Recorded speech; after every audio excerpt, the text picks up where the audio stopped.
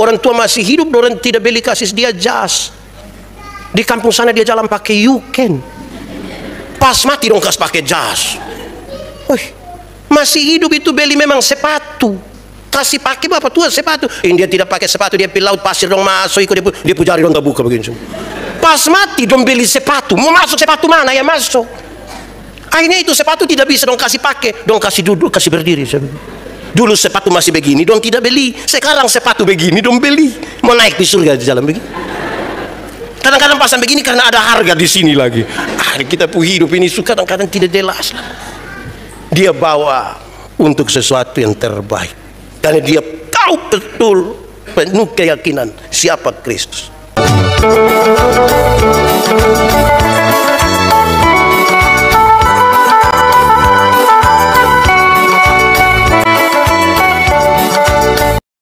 Bapak Ibu Saudara-saudara, kita siapkan hati kita. Kita akan membaca dan merenungkan firman Tuhan.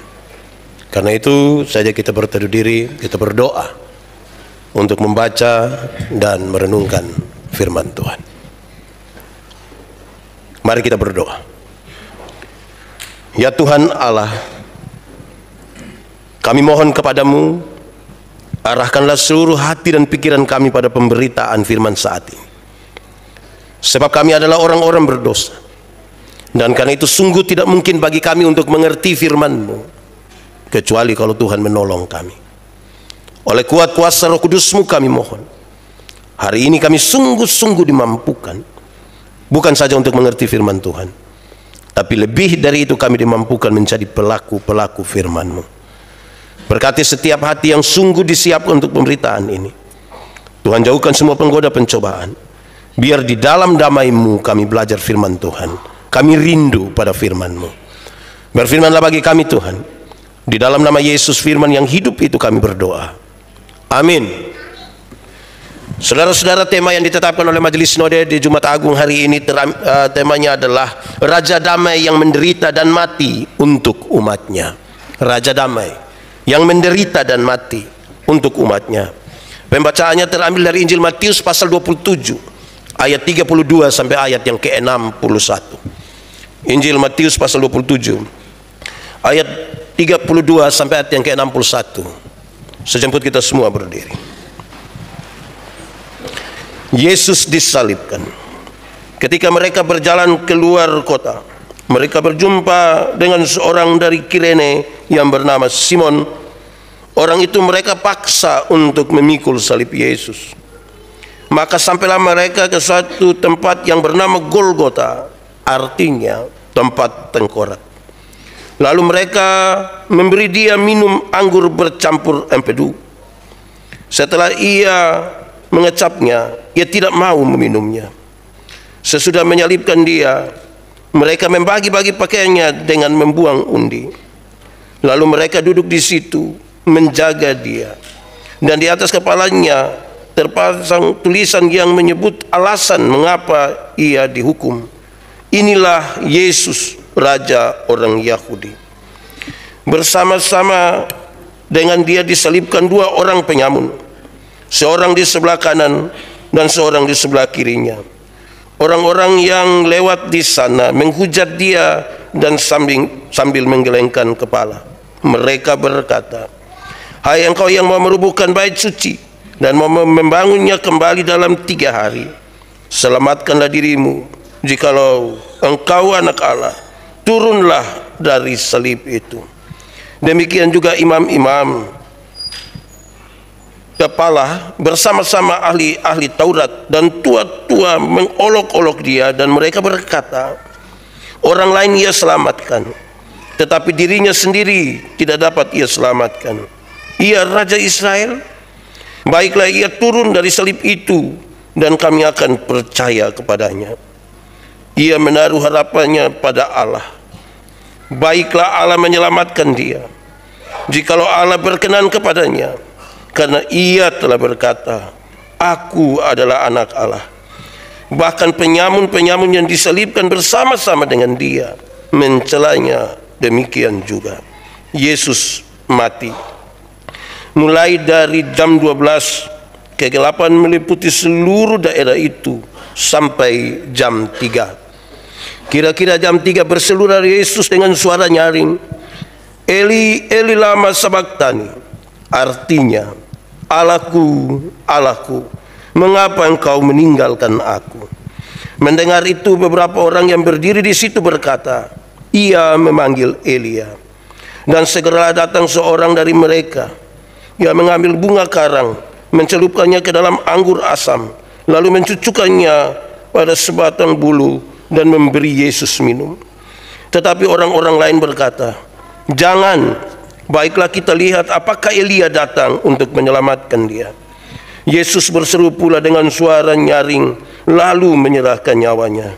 Dan lihatlah, tabir bait suci terbelah dua, dari atas sampai ke bawah, dan terjadilah gempa bumi dan bukit-bukit batu terbelah, dan kuburan-kuburan terbuka, dan banyak orang kudus yang telah meninggal bangkit.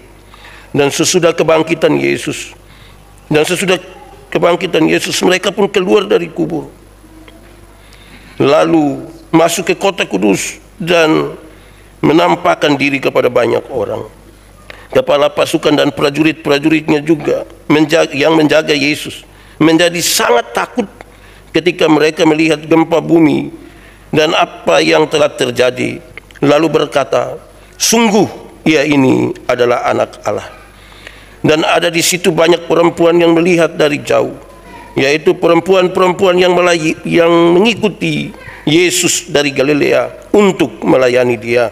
Di antara mereka terdapat Maria Magdalena dan Maria ibu Yakobus dan Yusuf dan ibu anak-anak Zebedeus.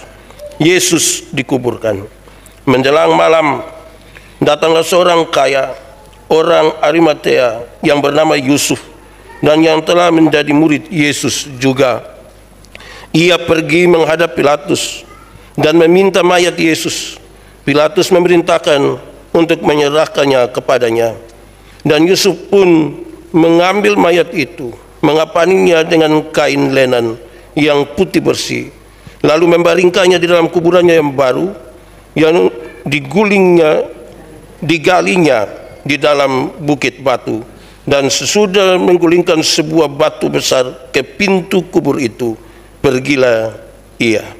Tetapi Maria Magdalena dan Maria yang lain tinggal di situ, duduk di depan kubur itu. Demikian firman Tuhan. Berbahagia setiap orang yang mendengar firman, memelihara dan melakukan dalam hidupnya setiap hari. Hosiana. Hosiana, Hosiana, Hosiana. Mari silakan duduk semuanya. Bapak Ibu saudara-saudara, Shalom. Hari ini kita merayakan dan merenungkan kembali makna kematian Tuhan Yesus bagi kita. Saya membayangkan saudara-saudara bahwa mati itu bukan satu hal yang baru. Tiap-tiap hari, tiap-tiap waktu kita diberi kesempatan untuk melihat dan merasakan sebuah duka cita karena kematian. Tapi saya ajak kita untuk lihat berita-berita. Kalau saudara lihat, menonton, dengar berita-berita itu menarik. Ada orang yang pencuri dan dipukul sampai mati. Ada yang karena kecelakaan mati. Ada yang sakit mati. Tapi kalau kita mengerucut pada kejahatan, kalau ada orang pencuri dan dipukul mati, banyak orang merasa tidak ada soal di situ. Bahkan itu pelajaran baik bagi dia, juga bagi orang-orang lain. Ada anak-anak yang lari motor sembarang terus celaka dan mati. Sejumlah orang senang karenanya. Pertanyaannya, lalu siapakah yang merasa sedih? Siapa yang merasa sedih kalau ada orang yang pencuri dan dipukul mati?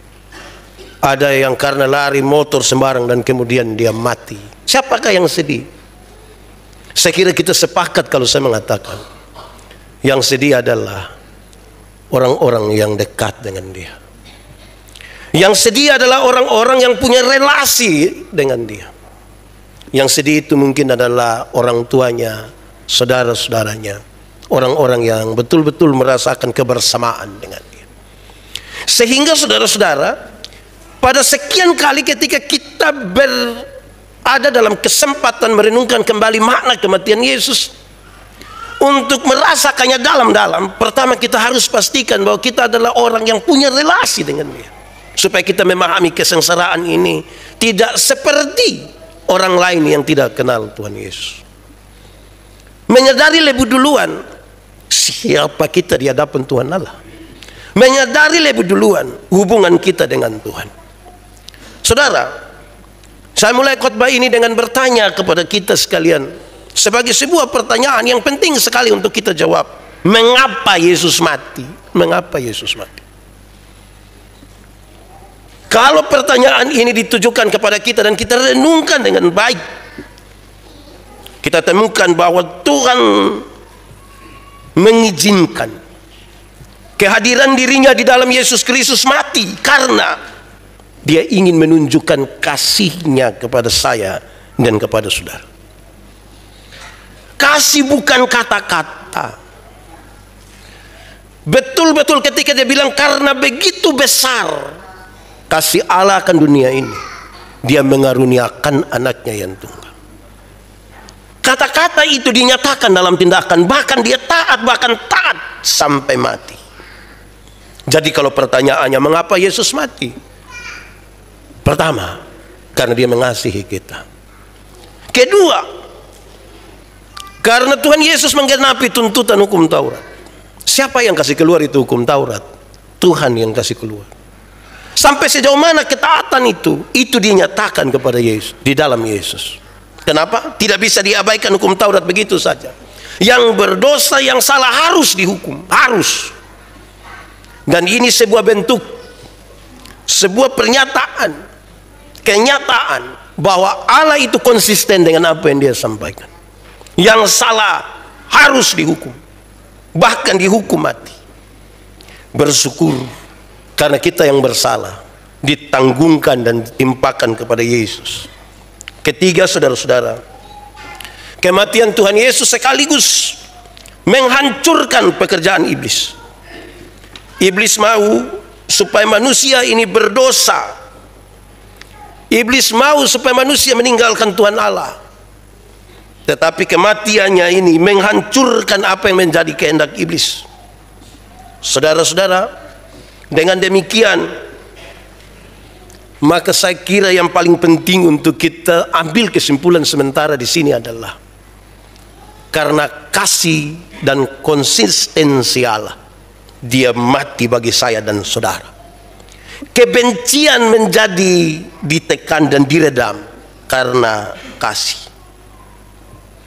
Yesus mati bagi kita. Tidak ada nama lain. Tidak ada orang lain. Dan kenapa Dia mau mati, saudara-saudara? Bukan karena kita yang meminta kepadanya, tetapi karena Dia berinisiatif untuk datang dan menebus kita. Di awal saya ingin menegaskan hal-hal ini.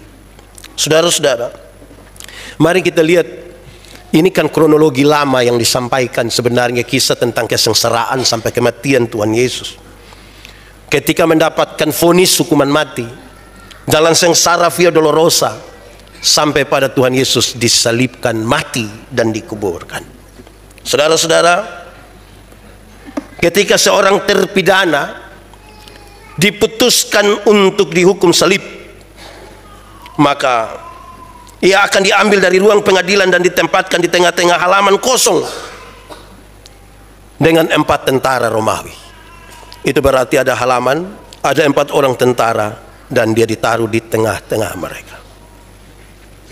Saudara bisa merasakan sebuah kengerian. Baru saja dapat vonis, engkau dihukum mati. Ditarik di satu tempat yang kosong. Ada 4 tentara di situ. Lalu setelah hukuman itu, mereka mulai mencambuk dan seterusnya. Kemudian salib diletakkan di atas bahunya. Terpidana mati ini diletakkan salib di atas bahunya, dan dia digiring ke tempat penyaliban dengan rute yang paling jauh. Dengan rute yang paling jauh. Dengan kata lain saya ingin mengatakan, tidak ada jalan pintas menuju ke Golgota. Dalam kisah Yesus, tidak ada jalan pintas menuju ke Golgota. Rutenya adalah rute terjauh, kesengsaraan dan keletihan yang sempurna dalam penderitaan itu. Di depan perjalanan itu berbaris tentara-tentara yang lain yang memikul plakat yang bertuliskan kesalahan dari terpidana mati itu. Demikian juga yang dialami oleh Tuhan Yesus. Ini sekaligus menjadi peringatan bagi orang lain supaya jangan coba-coba melakukan kesalahan. Karena apa yang dialami oleh para terpidana mati akan dialami juga oleh mereka. Saudara, Tuhan Yesus mulai memikul salib, padahal dia sudah tidak tidur satu malam. Segera setelah makan dengan murid-muridnya, dia pergi ke Getsemani. Setelah berdoa itu, dia ditangkap. Dan pengadilan mulai menyatakan sampai dia mati. Dia sudah tidak tidur dan dipaksa lagi untuk memikul salib. Saya merasa saudara terlalu berat. Palestina adalah satu negeri yang diduduki dan setiap orang dapat saja dipaksa oleh tentara-tentara Romawi bagi kepentingan Romawi. Termasuk yang dialami oleh Simon orang Kirene. Cara mereka memaksa adalah cukup dengan menepuk bahu dari orang yang mereka maksudkan pakai ujung lembing yang tajam itu. Harus ikut. Tidak bisa melawan. Saudara bisa bayangkan bagaimana perasaan Simon ketika dia diminta untuk melakukan itu. Kisah tadi juga saudara tidak berjalan sendiri. Di samping Yesus terdapat juga perempuan-perempuan yang menangis. Kita membaca secara utuh kisah Yesus. Tuhan Yesus berbalik dan berkata kepada mereka, "Jangan kamu menangisi aku, tapi tangisilah dirimu sendiri." Saudara-saudara, lalu bagaimana ketika sampai di Golgota? Apabila yang terhukum telah mencapai tempat di mana dia harus disalibkan, maka salib biasanya diletakkan rata dengan tanah. Sebagai kebiasaan beberapa perempuan pergi ke tempat penyaliban untuk memberikan anggur yang sudah diberi semacam bius yang dimaksudkan untuk mengurangi sedikit itu kesakitan. Tapi Tuhan Yesus tidak mau menerimanya. Berarti kesakitan yang dia rasakan adalah kesakitan yang sempurna, tanpa bius. Lengan direntangkan dan paku yang dipakukan di atas telapak tangan dan kaki. Itulah yang dipakai untuk menampung berat badan dari tubuh orang yang disalibkan. Jadi saudara lihat, ketika seseorang digantung di kayu salib, bukan diikat, tapi dipaku. Tubuh yang berat itu tertancap di paku. Saya membayangkan terlalu sulitlah, sakit itu. Orang yang dihukum dibiarkan tergantung di sana sampai mati dengan sendirinya karena lapar, karena haus, di bawah terik matahari yang teramat panas, dan kalau malam embunya sangat dingin. Saudara-saudara, banyak orang hukuman disalib yang kira-kira dibiarkan selama 1 minggu di situ dan kemudian meninggal. Tapi Tuhan Yesus berkata, "Ampunilah mereka karena mereka tidak tahu apa yang mereka perbuat." Dalam kondisi yang berat yang tadi itu digambarkan dengan sangat sakit itu, dia berkata, "Ampunilah mereka karena mereka tidak tahu." Inilah sesuatu yang sangat mengagumkan dari pengampunan. mengatakan kepada Tuhan, ampunilah karena mereka tidak tahu. Ini yang paling mengagumkan. Dan saudara tahu, walaupun itu mengagumkan, tapi itu terlalu berat. Kenapa? Kita semua berhadapan dengan hal-hal di mana ada kebencian, rasa tidak suka, berat untuk mengampuni. Dan kalau saya mengatakan bahwa ini kemudian menjadi sesuatu yang paling mengagumkan dalam peristiwa salib, banyak orang sulit untuk melakukan ini, pengampunan.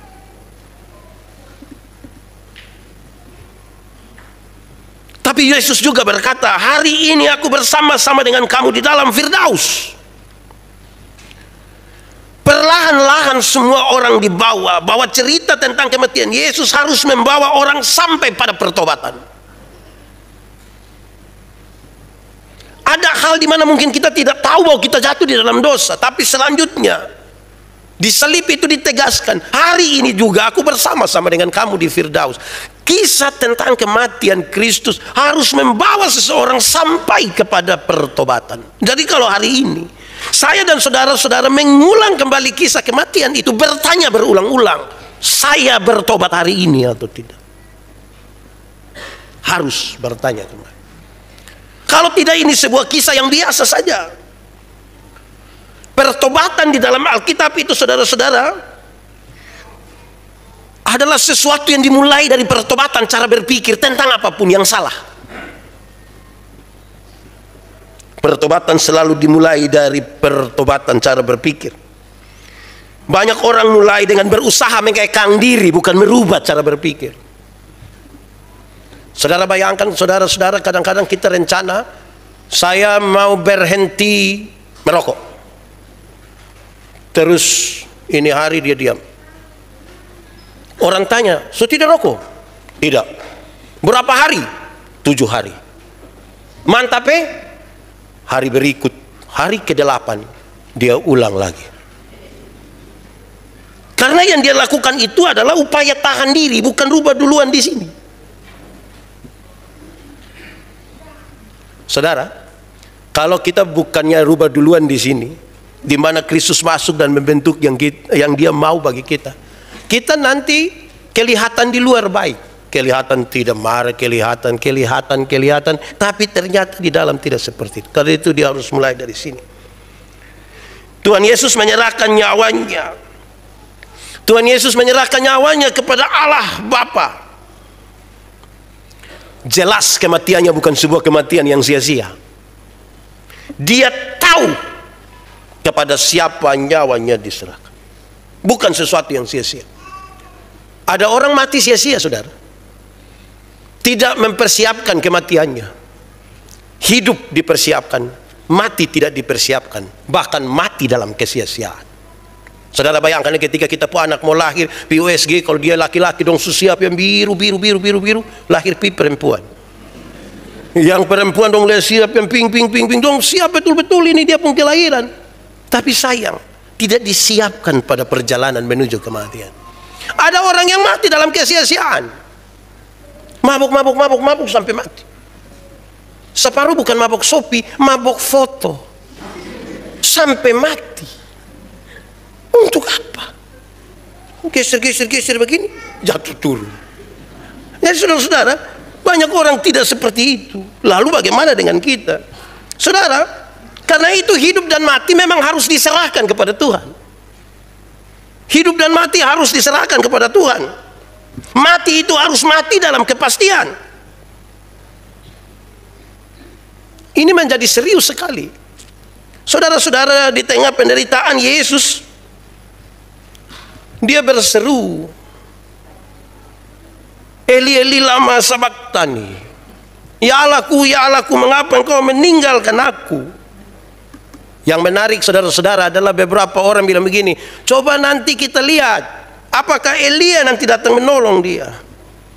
Semua orang berbicara, termasuk para imam-imam kepala pun berbicara, bahkan termasuk penjahat-penjahat yang di samping kiri kanannya juga ikut bicara.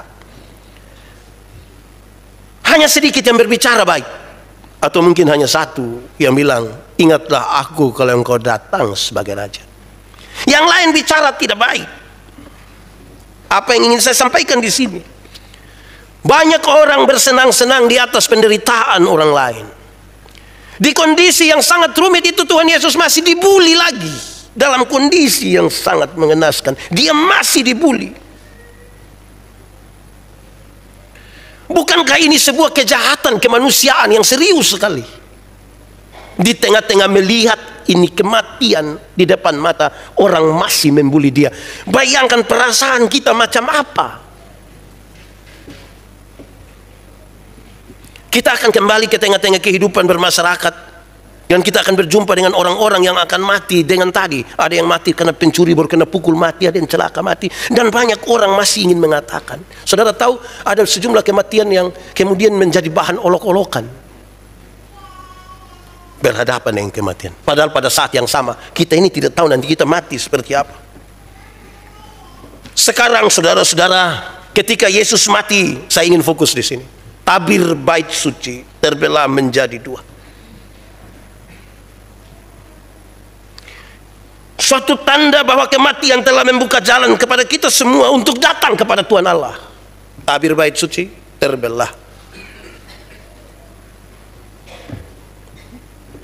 Dan sekarang kita ini diberi jalan seluas-luasnya untuk datang kepada Tuhan Allah. Dia punya soal, jalan sudah terbuka tapi banyak orang tidak mau datang. Saya senang hari ini gereja banyak orang itu, saya senang. Ini betul-betul hari ini tabir bait suci telah terbelah. Semoga ini tabir ini betul-betul terbuka hari Minggu nanti, dan minggu depan, dan minggu-minggu ke depan. Amin.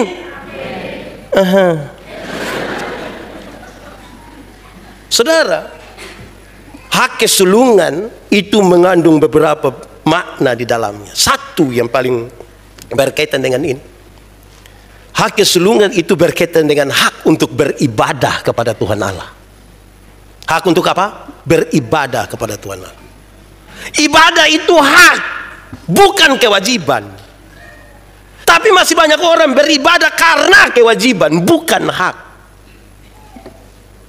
Padahal kalau ibadah itu kita lakukan seperti menuntut hak, tanpa diperintah pun itu terjadi. Beberapa hari di ibadah rumah tangga ini saya bawa firman yang berbahagialah orang yang lapar dan haus akan kebenaran, karena ia akan dipuaskan. Lapar itu kalau tanpa diperintah, sekalipun kita cari makan. Saya malam-malam kalau tidak kenyang itu saya tidak bisa tidur. Ini sama kayak ada masalah keluarga ini. Akhirnya keluar lihat, pokoknya kan kami tinggal di Ertari, jadi kalau keluar Iko Kuaninos itu asap di mana jelas itu tempat tujuan itu, tanpa ada yang suruh kita cari kalau lapar. Haus juga demikian. Kita kalau haus, mau malam kah, mau pagi kah, mau sore, cari. Betul kok tidak? Siapa di sini yang biasa tahan haus? Tidak ada. Haus cari. Kalau kita mencari kebenaran seperti lapar dan haus, kalau kita beribadah seperti lapar dan haus, maka kamu akan dipuaskan. Seperti lapar dan haus. Tabir sudah terbelah, maka kita diberikan jalan seluas-luasnya. Manusia yang tadinya berdosa dan tidak layak harus dihukum, sekarang dia dibebaskan untuk datang kepada Tuhan Allah. Ya itu mesti ditanggapi.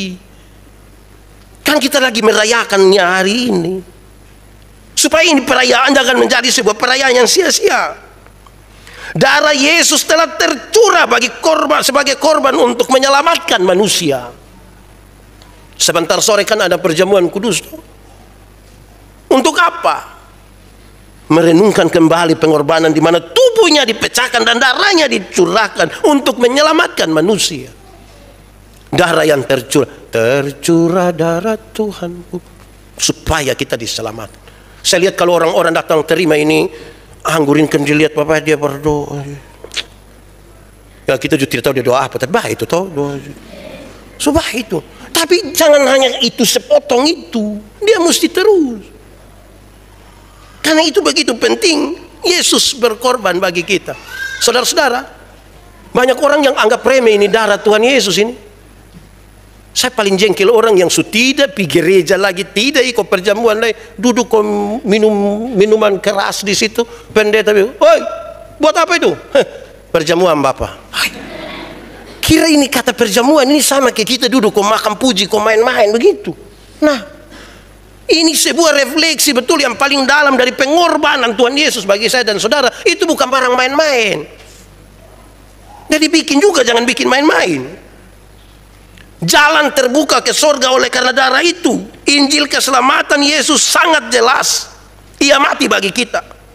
Oleh karena itu kita tidak perlu menyiapkan lagi korban tambahan atau korban lainnya sebagai penghapus dosa. Dialah korban kekal bagi kita. Tidak usah ada lagi korban lain. Tidak usah lagi bunuh ayam merah kah, apakah. Kalau bunuh untuk bikin kuah, nah silahkan. Tapi tidak lagi untuk dijadikan korban. Yesus sudah berkorban bagi kita. Sekarang manusia dapat beribadah kepada Tuhan Allah tanpa rasa takut. Beribadah kepada Tuhan Allah tanpa rasa takut. Woi, saya bayangkan nih saudara-saudara, kita ini bahaya. Beribadah juga takut. Oke. Belum lagi kalau lagu, saya ingat saya praktek, masih jadi mahasiswa praktek pertama ini. Kami pergi ibadah itu pagi-pagi di ini rumah pendeta. Ini pendeta ke mana ibadah jam 4:30 subuh ini. Kami mulai ibadah dan dia selalu cari lagu yang baru yang kami tidak tahu, baru menyanyi pakai not duluan. Pas menyanyi kan saya tidak tahu not. Beliau sengaja marah di anak yang duduk di sapu sebelah.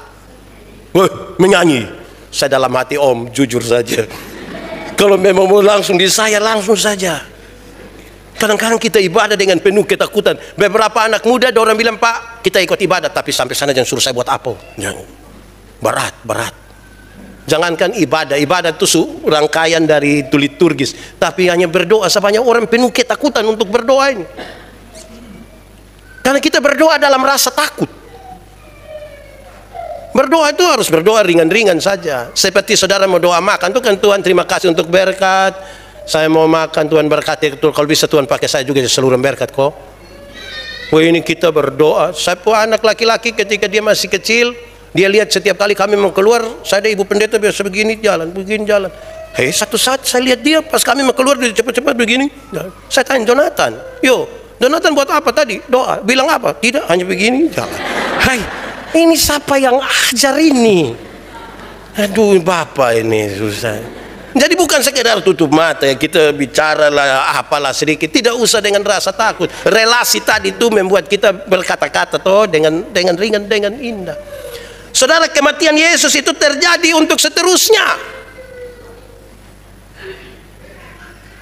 Dia sudah mati untuk yang dulu, sekarang dan seterusnya ke masa depan.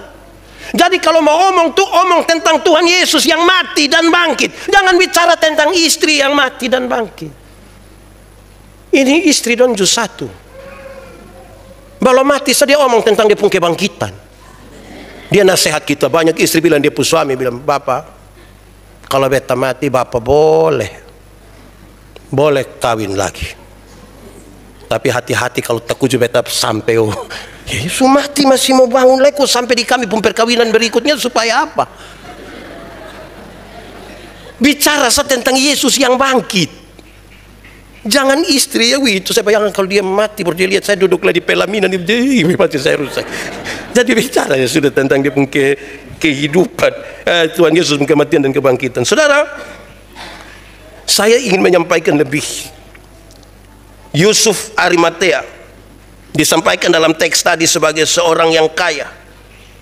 Dia menjadi salah seorang murid Yesus, menghadap Pilatus untuk meminta mayat Yesus. Ini bukan sebuah kisah yang gampang. Ada dua hal menjadi penting. Pertama, saudara-saudara, dia harus punya keyakinan penuh dulu bahwa benar Yesus adalah anak Allah. Dia harus punya keyakinan itu dulu. Yesus adalah Tuhan. Berdasarkan keyakinan itulah dia datang. Ini bukan persoalan dia punya hati yang peka terhadap kemanusiaan, tapi dari sebuah keyakinan terhadap Kristus. Dia bawa ke kuburnya yang baru digalinya. Karena dia tahu ini bukan kematian biasa, bukan dari orang biasa. Dia kasih kubur yang beda dengan kita punya. Kita pun dong kadang-kadang kalau orang masih hidup dong kurang memberi Pas orang sumati baru dong pergi kasih tahu bilang, oi kalau beli kasih orang mati jangan tawar, oh. Beli kasih orang mati jangan tawar. Nah kesempatan dia yang jual dia kasih naik memang orang mati toh mau tawar. Wih jadinya semua mahal di waktu mati. Waktu hidup murah, waktu mati jadi mahal. Mestinya yang hidup itu ya mahal, mati ya murah sudah. Ini kadang-kadang saya omong di mana-mana, orang tua masih hidup, orang tidak beli kasih dia jas. Di kampung sana dia jalan pakai yuken. Pas mati dong kasih pakai jas. Masih hidup itu beli memang sepatu. Kasih pakai bapak tua sepatu. Ini dia tidak pakai sepatu, dia pergi laut pasir dong masuk ikut dia pu jari dong terbuka begini. Pas mati dong beli sepatu. Mau masuk sepatu mana yang masuk? Akhirnya itu sepatu tidak bisa dong kasih pakai, dong kasih duduk, kasih berdiri. Dulu sepatu masih begini, dong tidak beli. Sekarang sepatu begini, dong beli. Mau naik di surga di jalan begini. Kadang-kadang pasang begini karena ada harga di sini lagi. Kita pu hidup ini kadang-kadang tidak jelas. Dia bawa untuk sesuatu yang terbaik. Karena dia tahu betul, penuh keyakinan siapa Kristus. Tapi yang kedua, dia sangat siap untuk mengambil resiko.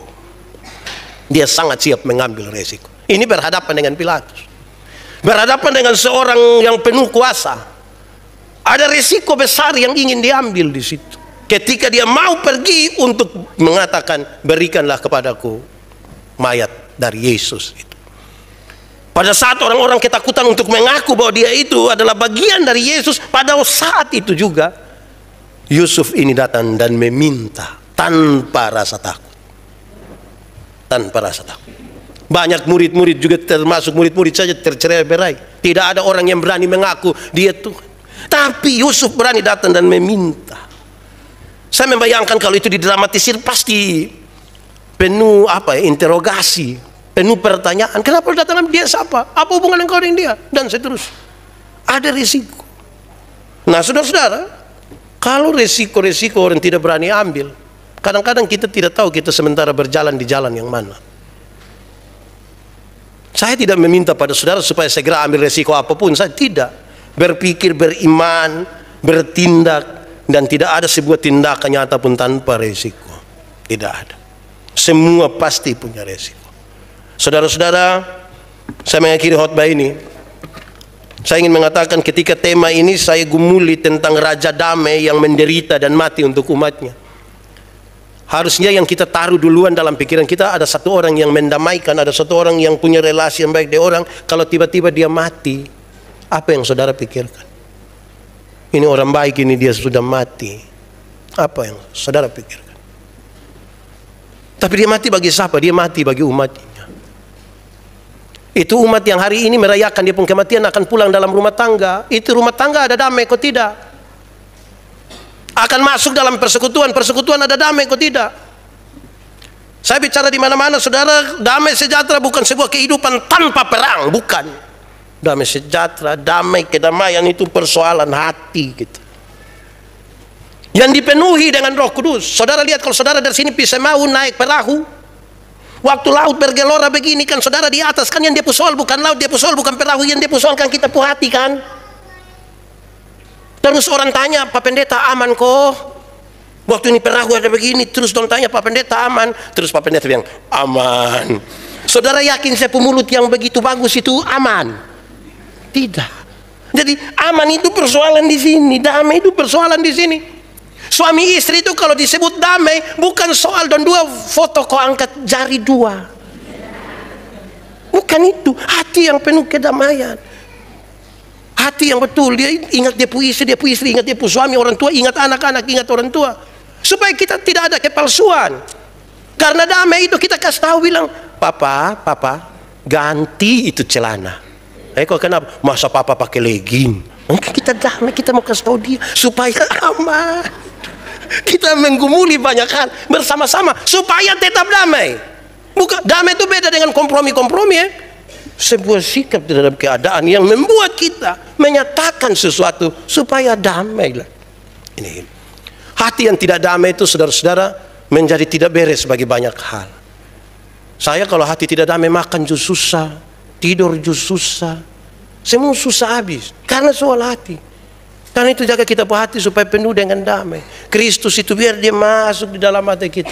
Kita tinggal bersama-sama dengan dia. Tuhan Yesus memberkati kita.